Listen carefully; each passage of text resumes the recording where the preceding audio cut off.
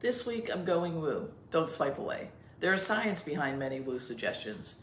This week I'm talking about resentment and forgiveness. There is peer-reviewed valid research that shows the negative health impact of resentment and the possible positive health impact of forgiveness. Let me say up front, I'm not talking about using forgiveness as a spiritual bypass. Spiritual bypass is well-intentioned but misguided effort to use a tactic to bypass the work of hard emotional things.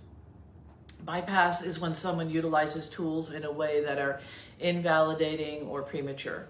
A person can't authentically forgive, for example, without processing. I strongly caution against hasty, superficial, or quick fix forgiveness.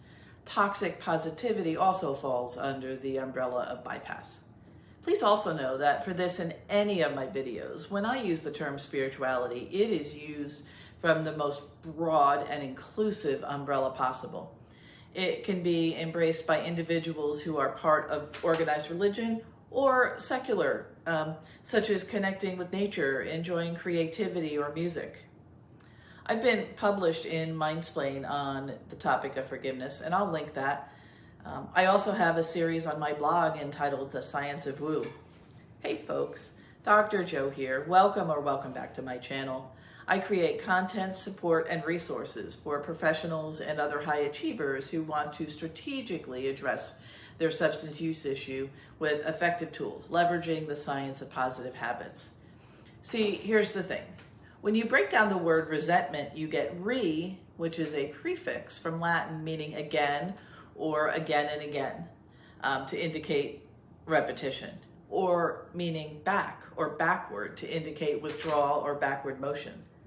Sent, S-E-N-T, is the Latin root for feel. Think about words such as sentiment, senses, and sensitivity. When you re-sent, you re-feel. That is significant because your brain responds to the thought thread with the appropriate neural activity and chemicals. Your brain says, oh, so-and-so hurt me. Let's marshal up some stress chemicals, anger chemicals, and throw some depression chemicals in the mix in response. Your brain continues hardwiring the areas associated with whatever that thing was, that person, place, thing, event. This hardwiring grows each time you re-feel.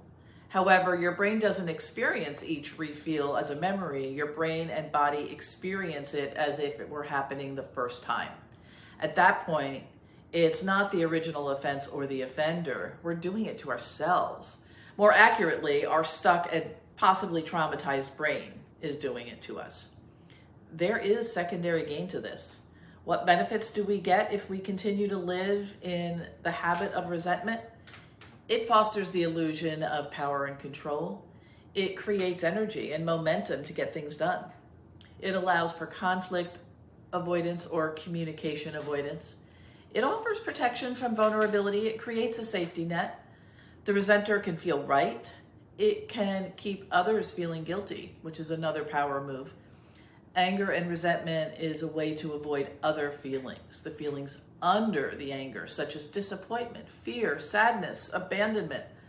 It can actually keep a relationship going in real life or in the person's mind instead of ending the relationship, which can be scary. It can allow the person to avoid looking at themselves and their own actions. In the 90s, there were only 58 studies on forgiveness, and by 2005, there were 950.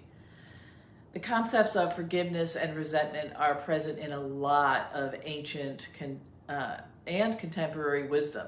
I'm going to give you some quotes. Resentment is the #1 offender. It destroys more alcoholics than anything else. From it stem all forms of spiritual disease, for we have not only been mentally and physically ill, we have been spiritually sick.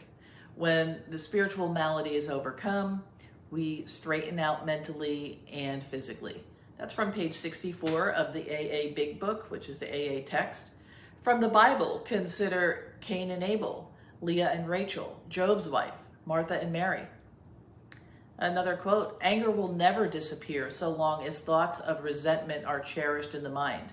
Anger will disappear just as soon as thoughts of resentment are forgotten.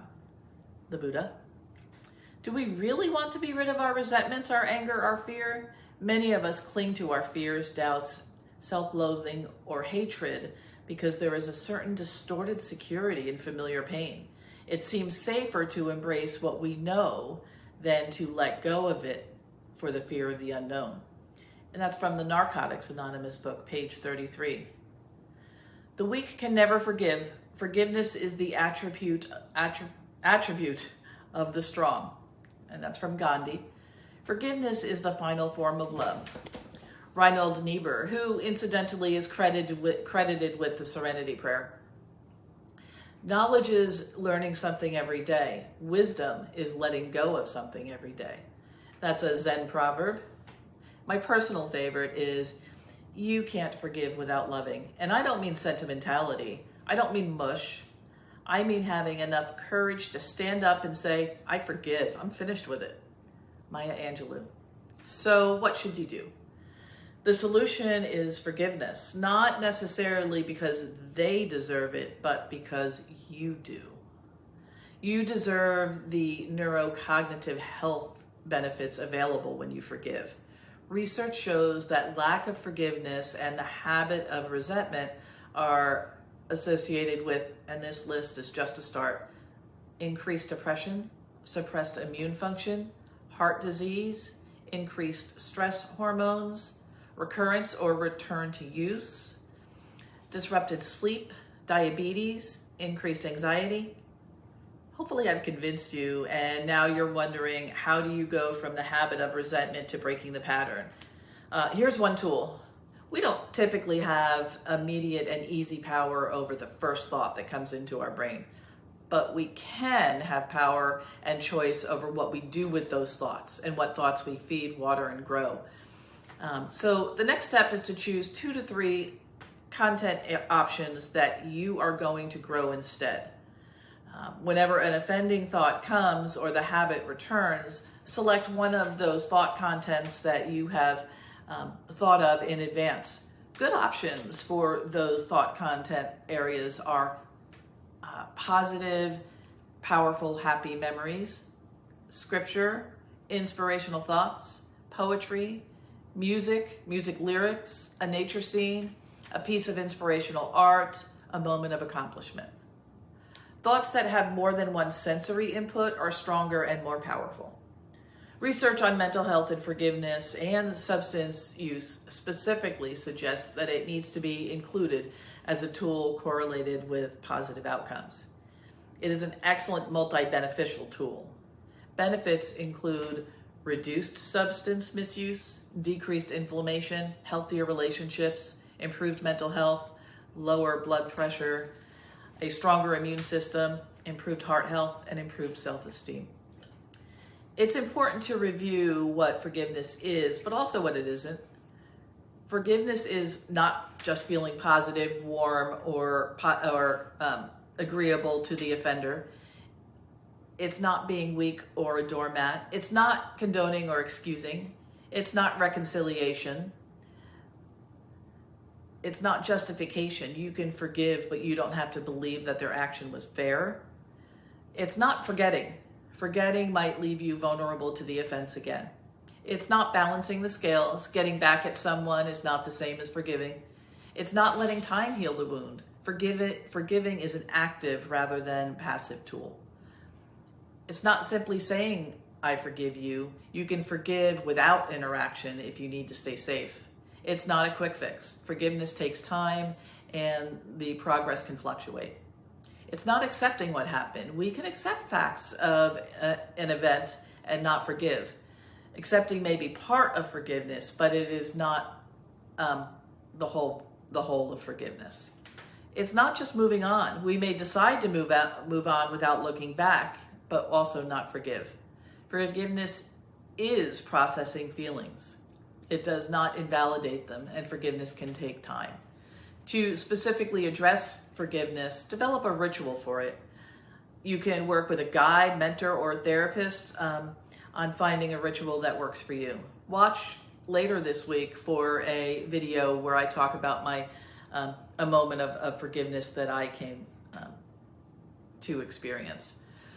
For more information, content, support, and tools on how to manage executive stress and enjoy life without drugs, alcohol, or over-relying on unhealthy coping, subscribe and check out my description for a link to a free workbook on managing stress to help stop drinking.